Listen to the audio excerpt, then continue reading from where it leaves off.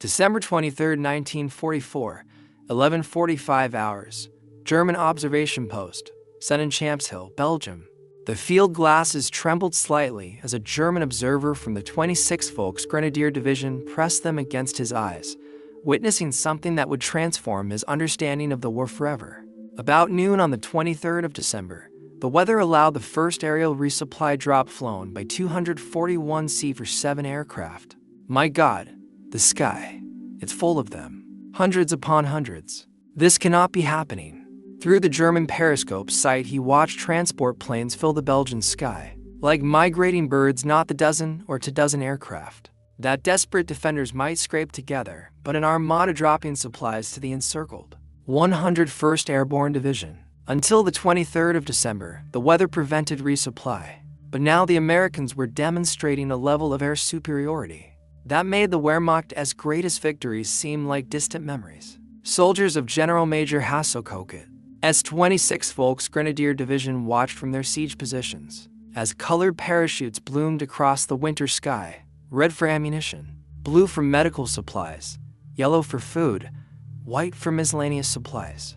The entire Luftwaffe couldn't mount an operation of this scale, and hadn't been able to since the disaster at Stalingrad 2 years earlier. Yet here, over one small Belgian town, the Americans were casually displaying air power that exceeded anything the Third Reich had achieved, even at the height of its power. The mathematics of defeat were being written not in tactical maneuvers or brave last stands, but in the simple, overwhelming demonstration of American logistical supremacy that would transform hardened Wehrmacht veterans into witnesses to their own empire's inevitable collapse. The gathering storm.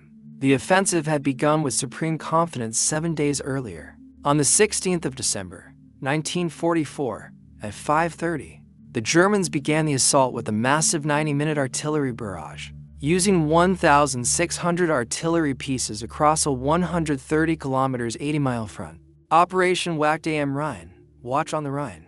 Hitler's last desperate gamble to split the Allied armies and recapture the vital port of Antwerp had initially exceeded all expectations. General Major Hasselkocket's 26th Volksgrenadier Division, during the evening hours of the 15th of December, the final troop movements took place. It was cold and dark. The narrow paths of the Eifel, some of which were covered with ice, were densely crowded with troops and vehicles, which were moving forward to their positions of departure and their firing positions. The soldiers had been told this was Germany's moment of destiny. The Führer himself had planned this offensive, promising them that the weak, decadent Americans would crumble before German determination. Their lines in the Ardennes were held by inexperienced troops and exhausted divisions sent there to rest. The Wehrmacht would knife through them like the glory days of 1940, when German armies had conquered France in 6 weeks.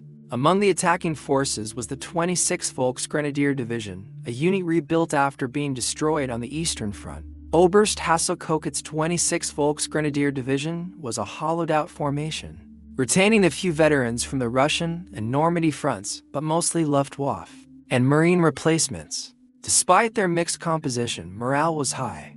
They had been promised new weapons, adequate supplies, and the element of complete surprise. The initial success seemed to validate every promise.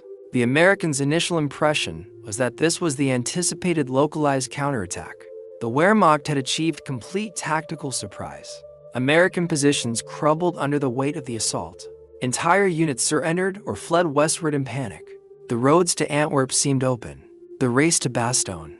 By December 18th, German forces were racing toward their objectives with stunning speed. Hassel von Manteuffel, commanding the 5th Panzer Army, gave Heinrich Freiherr von Leutwitz's 47th Panzer Corps responsibility for capturing Bastogne before crossing the Meuse near Namur. The mathematics of the offensive seemed simple. 7 major roads converged on Bastogne. Control those roads, control the entire American supply system in the Ardennes. Without Bastogne, the Americans couldn't move reinforcements, couldn't supply their forces, couldn't mount a counteroffensive. The German attack plan was ambitious, but achievable, or so it seemed. Leutwitz planned to attack a 7-mile 11 kilometers front with 3 divisions. The 26th Volksgrenadier and the 2nd Panzer would lead the assault, with the Panzerlehr Division behind them. These were experienced formations, veterans of multiple campaigns, equipped with some of Germany's best remaining tanks and assault guns. The 26th Volksgrenadier Division advanced with particular determination. Its Panzerjäger anti-tank battalion had its full complement of 14 tracked Hetzer tank destroyers and an impressive 40 to 75 mm anti-tank guns, making the 26th one of the best-equipped Volksgrenadier units in the Ardennes. They were ready for American armor, ready for desperate counterattacks, ready for anything except what they would actually encounter. But the first signs of something different began appearing as they approached Bastogne. The Americans weren't simply retreating in disorder. They were falling back in organized fashion, destroying bridges, establishing roadblocks, making the Germans pay for every mile. Units such as CCB, 10th Armored Division, held the Germans off long enough for the leading elements of the 101st Airborne Division to arrive in Bastogne, a mere 4 hours ahead of the leading German forces. The 101st Airborne, the Screaming Eagles, had been resting in Reims, France when the German offensive began. Within hours, they were loaded onto trucks and racing through the night toward Bastogne. They arrived exhausted, under-equipped for winter warfare, and immediately thrown into defensive positions. Yet, they arrived in time, and that would make all the difference. The encirclement. By December 20th, German forces had successfully surrounded Bastogne.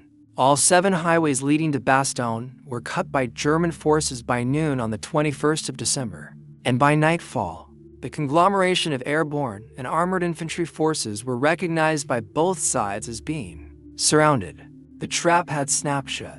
Inside were elements of the 101st Airborne Division, Combat Command B of the 10th Armored Division, the 705th Tank Destroyer Battalion, and various other units, approximately 22,000 men in total.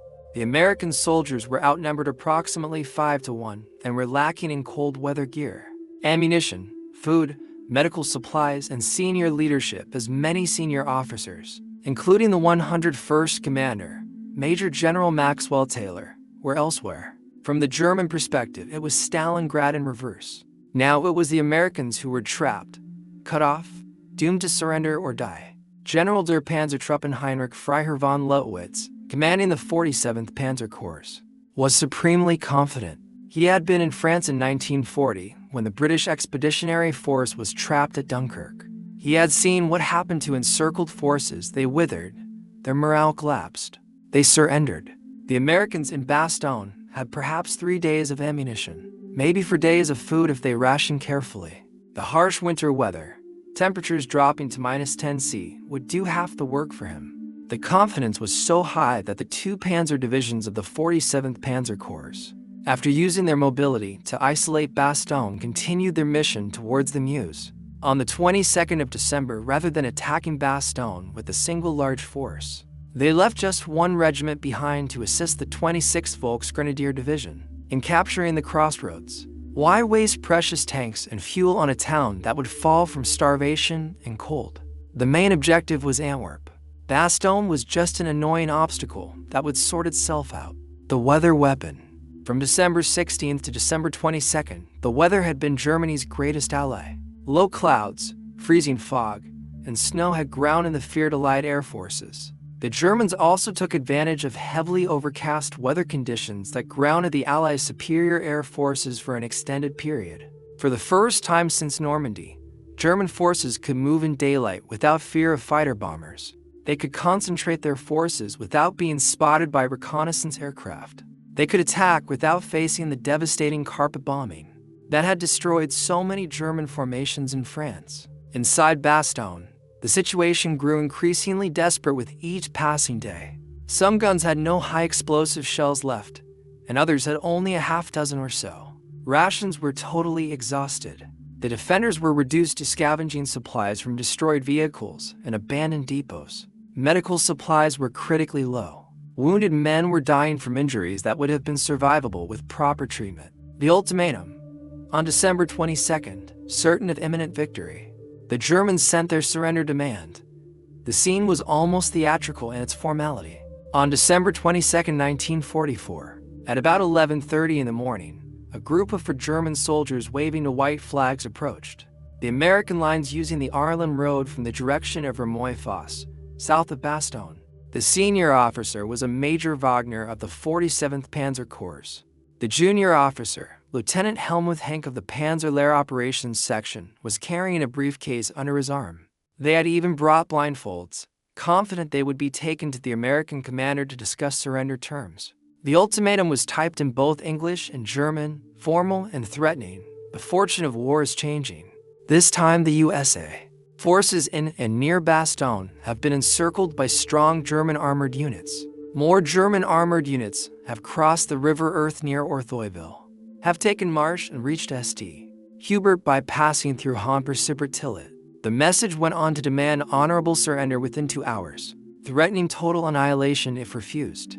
From the German perspective, they were being generous, offering the Americans a chance to avoid pointless slaughter. When the American response came back, a single word, nuts, the German command was genuinely puzzled. McAuliffe reportedly replied with the cryptic statement, nuts, an answer that somewhat confused the Germans at first. Lieutenant Henk had to have it explained to him by Colonel Harper. If you don't understand what nuts means in plain English, it is the same as go to hell. Back at German headquarters, the response caused consternation.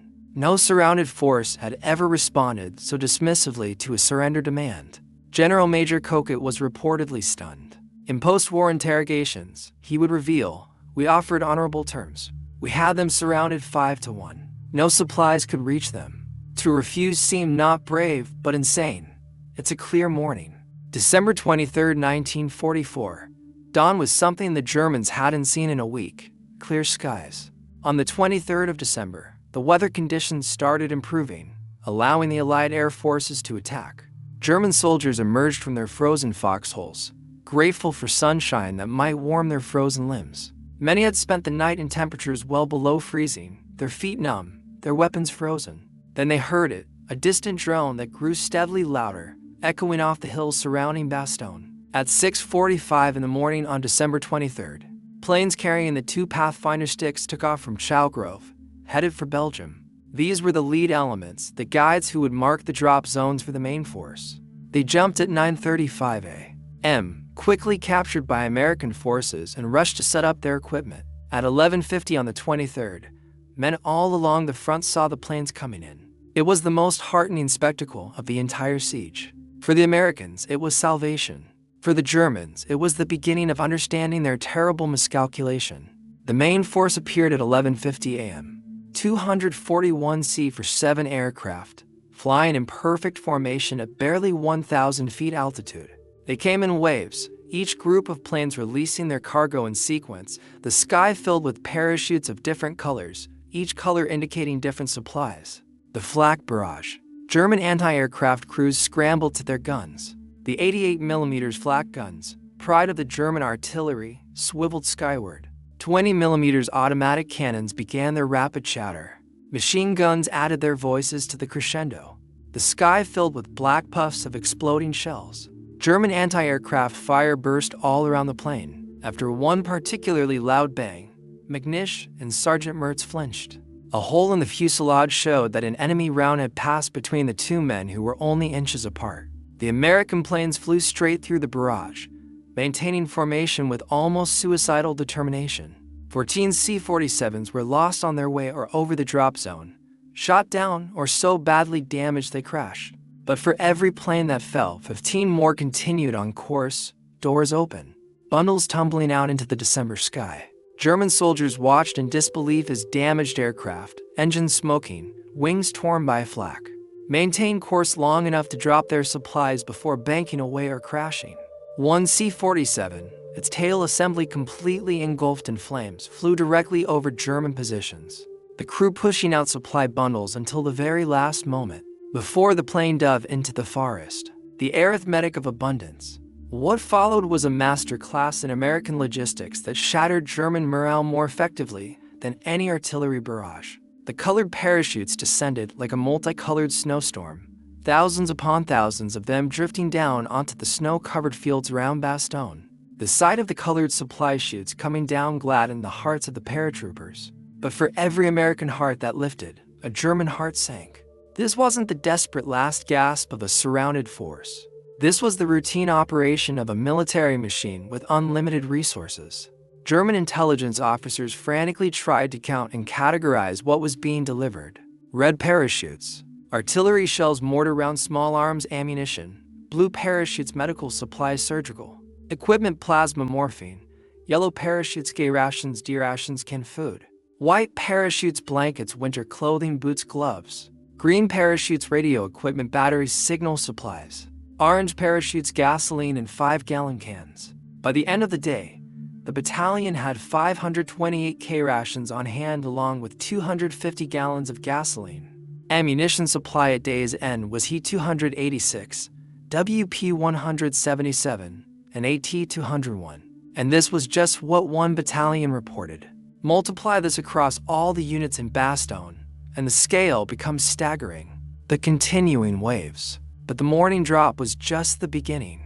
Throughout December 23rd, additional missions arrived. At another wave appeared, this time including gliders towed by C-47s carrying heavier supplies that couldn't be parachuted, 90.4 tons, including 2,975 gallons of gasoline, were landed by glider.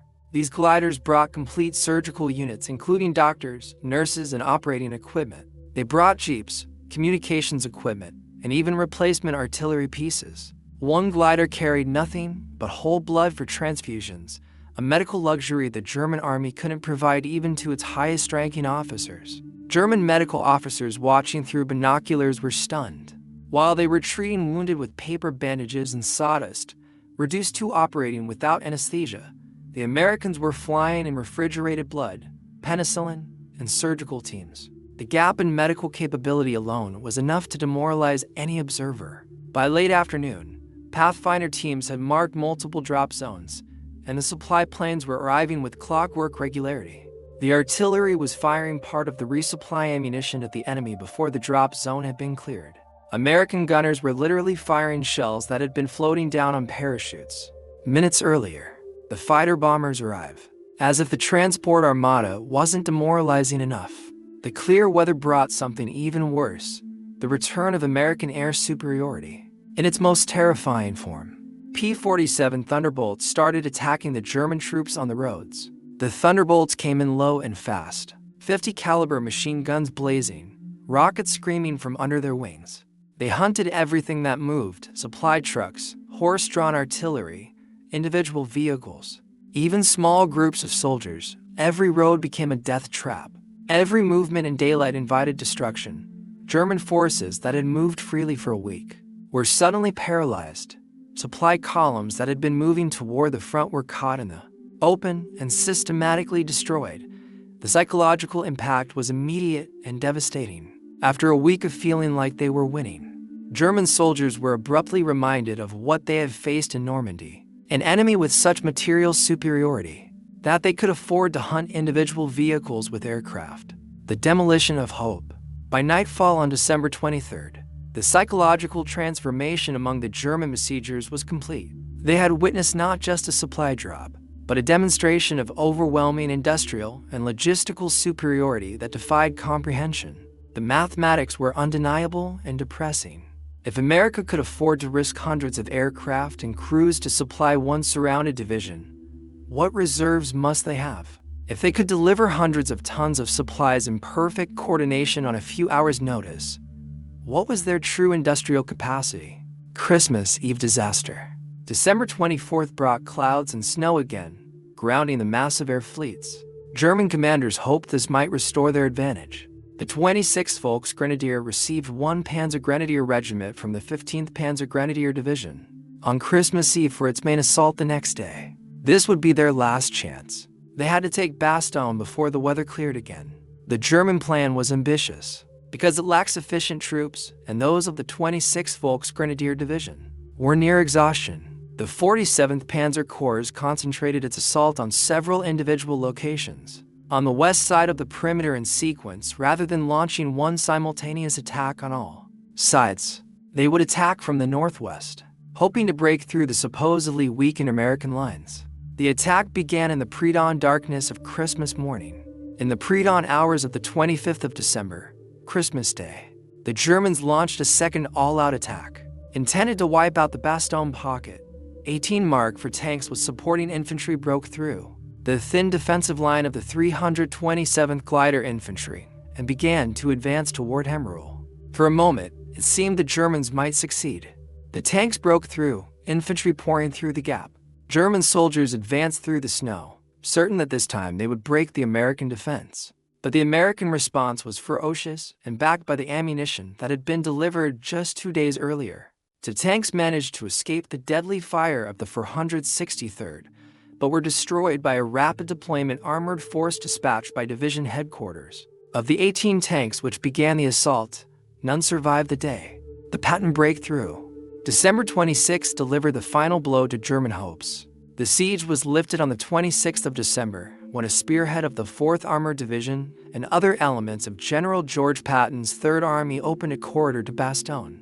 In the gathering darkness, just after 1700 hours on the following day, the 26th of December, the first elements of Combat Command R of the 4th Armored Division broke through the German encirclement from the south and relieved the siege. The first American tanks to enter Bastogne were from the 37th Tank Battalion, led by Lieutenant Colonel Creighton Abrams, who would later command all U.S. forces in Vietnam.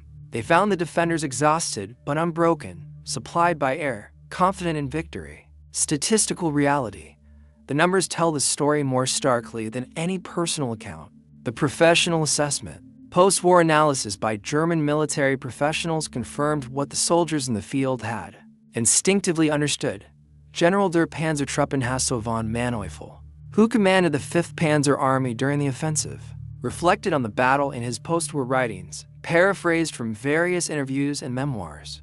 The essence of his assessment was that Bastogne demonstrated the Americans had solved modern warfare's fundamental problem, logistics. They could supply encircled forces by air more efficiently than Germany, could supply advancing forces by road, when weather permitted.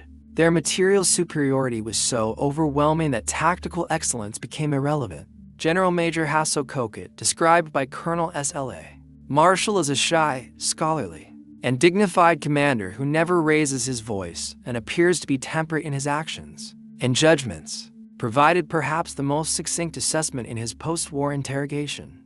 His observation was clear. When those transport planes filled the sky on December 23rd, every German soldier who saw them understood that they were not fighting just an army. They were fighting an entire industrial civilization, and they were armed with rifles and horses. The meeting with Kinnard was a visible shock to the German commanders. It seemed incredible to them that this boyish-faced soldier had been one of their principal antagonists. When Koket met Colonel Harry Kinnard, who had been G3 operations officer of the 101st during the siege, after the war, he was amazed. Lowitz said, "Are you certain he was chief of operations? Isn't it possible that he was only the chief for one regiment?" The wider impact. The psychological impact of the Bastogne air supply spread rapidly through German ranks. Across the entire Ardennes offensive, every unit had soldiers who had either witnessed it directly or heard detailed accounts from those who had. The story grew with each telling, but the essential truth remained. America possessed material resources beyond German comprehension. The bitter irony. The most bitter irony for the German forces was that they had created the very conditions for their own psychological defeat. By surrounding Bastogne, they've forced the Americans to demonstrate their air supply capabilities. Had they bypassed the town as originally planned, they might never have witnessed this display of overwhelming material superiority. The continuing battles. After December 26th, German operations around Bastogne evolved into desperate, costly attacks that achieved nothing. Hitler still insisted on taking Bastogne as quickly as possible. He couldn't accept that a surrounded American force had not only survived, but had been supplied so effectively that they were stronger after the siege than before. On the 29th of December, they received as reinforcements the 1st SS Panzer Division from the 6th Panzer Army. More divisions were thrown into the meat grinder: the 9th SS Panzer, the Führer Escort Brigade, the 167th Volksgrenadier, all bled white against American positions now reinforced and resupplied.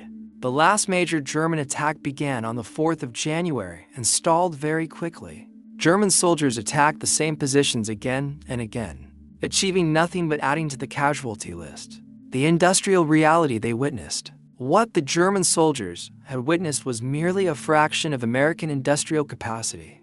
They didn't know that the Douglas C-47 became the mainstay for airborne drops, and were used in this role extensively for Operations Overlord, Dragoon, Market Garden, and Varsity. Over 10,000 C-47s were produced during the war. American factories were producing aircraft at rates Germany couldn't match. More than 50,000 paratroops were dropped by C-47s during the war. The historical vindication.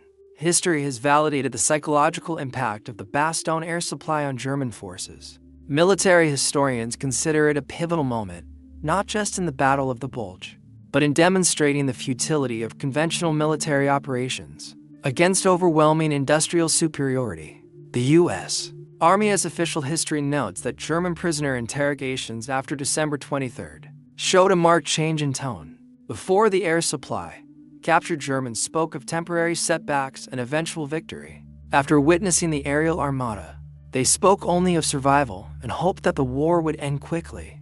The 101st Airborne Division's casualties from the 19th of December 1944 to the 6th of January 1945 were 341 killed, 1,691 wounded, and 516 missing. Despite being surrounded and outnumbered 5-1, they had suffered relatively light casualties, testament to the effectiveness of the air supply in maintaining their combat capability. The ultimate lesson: the 101st Airborne would never surrender because they didn't need to. Their nation could supply them through the very air itself, turning the ancient art of siege warfare into an obsolete relic. The German soldiers who watched those 241 C-47s on December 23, 1944, plus the continuing waves of supply aircraft, witnessed not just the relief of Bastogne, but the future of warfare itself. A future that belonged to the nation that could fill the sky with aircraft as easily as Germany could fill a field with soldiers. They had seen the arithmetic of American abundance, and in those numbers was written the final chapter of the Third Reich. The war would continue for another 5 months, but for those who witnessed the sky over Bastogne filled with American planes, it had ended on that clear December morning when they realized that the 101st would never surrender. Not because they were braver or better soldiers, but because their nation would never let them fail. The planes over Bastogne didn't just supply the 101st Airborne. They shattered the last illusions of German victory and rode in the sky. The final truth of the Second World War. America's arsenal was vast, its resolve unbreakable, and its victory certain. The German soldiers who witnessed that aerial armada knew with absolute certainty what their leaders would deny for more months. The war was over, and America had won it in the skies. Over a small Belgian town on a clear December morning when the whole world could see that the 101st would never surrender. Note: some German soldier perspectives in this account are reconstructed from documented unit positions and post-war testimonies, as individual soldier diaries from the siege are limited in the historical record. All major events, dates, statistics, and commander statements are from documented historical sources,